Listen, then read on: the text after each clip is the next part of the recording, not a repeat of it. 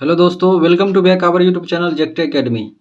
आज की इस वीडियो में हम लोग अभाज्य गुणनखंड कैसे करते हैं ये सीखने वाले हैं। ठीक है, अभाज्य गुणनखंड यानी प्राइम फैक्टोराइजेशन। ठीक है, तो अभाज्य गुणनखंड होता क्या है। ठीक है, सबसे पहले ये जानिए, अभाज्य संख्या के गुणनफल के रूप में लिखना।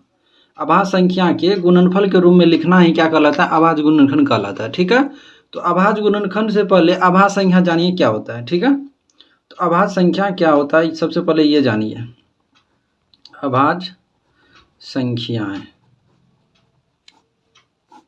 तो अभाज्य संख्या क्या होता है, वैसी संख्याएं जो स्वयं से विभाजित हो और एक से विभाजित हो और किसी अन्य संख्या से विभाजित न हो, उसे क्या कहते हैं, अभाज्य संख्या कहते हैं। जैसे दो, अगर दो की बात करें तो ये स्वयं से विभाजित है, यानी खुद से दो से है और एक से है। क्या दो किसी दूसरी संख्या से कटेगी? नहीं कटेगी। फिर अगर बात करें तीन की, तो तीन क्या है, स्वयं से विभाजित है और एक से है, किसी अन्य संख्या से विभाजित नहीं है। फिर अगर पाँच की बात करें तो पाँच क्या है, स्वयं से विभाजित है और एक से विभाजित है और किसी से विभाजित नहीं होगी। तो ऐसी संख्या क्या कहलाती है, अभाज्य संख्या कहलाती है। तो सबसे छोटी अभाज्य संख्या दो होती है, फिर तीन, फिर पाँच, फिर सात, फिर 11, 13, इस प्रकार से। तो ये क्या होती है, अभाज्य संख्या। ठीक है, तो यहाँ पर पहला क्वेश्चन, यहाँ पर क्वेश्चन दिया हुआ है अभाज्य गुणनखंड करे। पहला क्वेश्चन है 120, दूसरा है 625। चलिए इसका अभाज्य गुणनखंड करने की कोशिश करते हैं। तो 120 है, 120 का अभाज्य गुणनखंड करना है। ठीक है, तो यहाँ पर देखिए पहला संख्या लेंगे एक, तो एक में तो नहीं विभाज्य, एक में भाग तो नहीं लगेगा, तो एक के साथ दो को शामिल कर लीजिए। दो छः कितना हो जाएगा, 12, और यहाँ पर 0। ठीक है, अभाज्य गुणनखंड करने से पहले आपको जो है विभाजकता का नियम मालूम होना चाहिए। ठीक है, तो विभाजकता का नियम के लिए हम वीडियो लेके आएंगे। ठीक है, बहुत ही जल्द लेके आने वाले हैं विभाजकता के नियम पर। ठीक है, उसमें हम आपको सिखाएंगे कि दो से विभाजकता का नियम क्या है, 3 से, 5 से, 7 से, ठीक है, 6 से, 4 से, 9 से, 11 से, 10 से, 15 से, 12 से, यानी जितना भी संख्या होता है ना, सबका विभाजकता का नियम का वीडियो बहुत ही जल्द लाने वाले हैं। ठीक है, चलिए अभी सीखिए। तो यहाँ पर हम क्या किए हैं, दो से भाग दिए हैं, तो 120 का आधा कितना होता है, 60 होता है। फिर दो से भाग देंगे तो 160 का आधा 30 होता है। फिर इसमें दो से भाग देंगे तो कितना हो जाएगा, 15।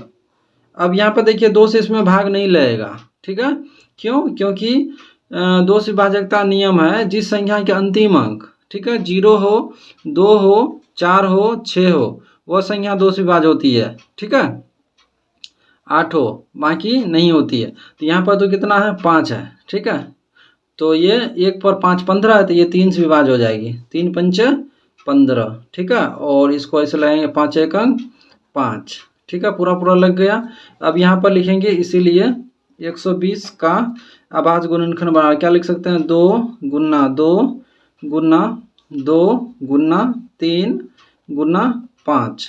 इस प्रकार से अभाज्य गुणनखंड बनाया जाता है। अब यहाँ पर देखिए दूसरा क्वेश्चन क्या है, 625 है, तो 625 का अभाज्य गुणनखंड कर लीजिए इस प्रकार से। तो यहाँ पर देखिए सबसे पहले चेक करेंगे ये कौन सी संख्या से कटेगी, दो से कटेगी? नहीं कटेगी, क्योंकि दो से कटने का क्या नियम है, अंतिम अंक 0, 2, 4, 6, 8 होना चाहिए, लेकिन अंतिम अंक यहाँ नहीं है। चलिए तीन से विभाजकता का नियम देखते हैं। तो तीन से विभाजकता का नियम क्या है, यदि संख्याओं का योग 3 से विभाजित हो तो वह पूरी संख्या 3 से विभाज्य होगी। तो इसको आपस में जोड़िए, 6 2 8 5 13, नहीं कटेगा, इससे भी नहीं कट रहा है, 2 से भी नहीं कट रहा है। अब 5 से चेक करेंगे।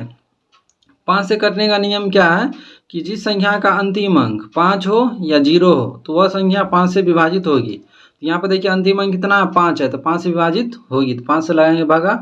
ठीक है, 5 एकम 5, तो 6 में से 5 का 1 बचा, और 1 पर 2 कितना होता है, 12 होता है। अब 5 को पढ़ेंगे कितना, मतलब 12 या 12 से कम, तो 5 दूना 10, उधर से असफल 2 बच गया।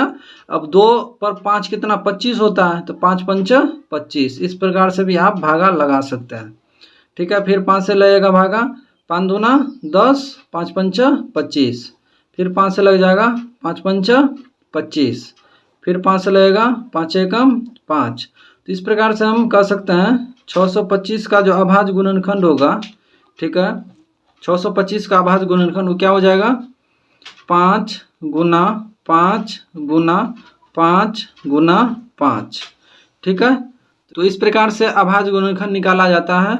आप अभाज्य गुणनखंड विधि से एलसीएम, एचसीएफ ये सब मतलब जानते होंगे निकालने के लिए, ठीक है। तो वहाँ पर जो है सबसे पहले आपको अभाज्य गुणनखंड सीखना बहुत जरूरी है, तभी आप एलसीएम, एचसीएफ ज्ञात कर सकते हैं, वर्गमूल, घनमूल आसानी से ज्ञात कर सकते हैं। तो उम्मीद करते हैं कि आप लोग अभाज्य गुणनखंड निकालना सीख गए होंगे। अगर वीडियो अच्छा लगा हो तो प्लीज़ वीडियो को लाइक कीजिए, शेयर कीजिए, और अगर कोई मन में क्वेश्चन डाउट हो तो आप कमेंट करके पूछ सकते हैं, हम उसका जवाब देने की पूरी कोशिश करेंगे। और अभी तक हमारे चैनल को आप सब्सक्राइब नहीं किए हैं तो प्लीज़ चैनल को सब्सक्राइब कर लीजिए।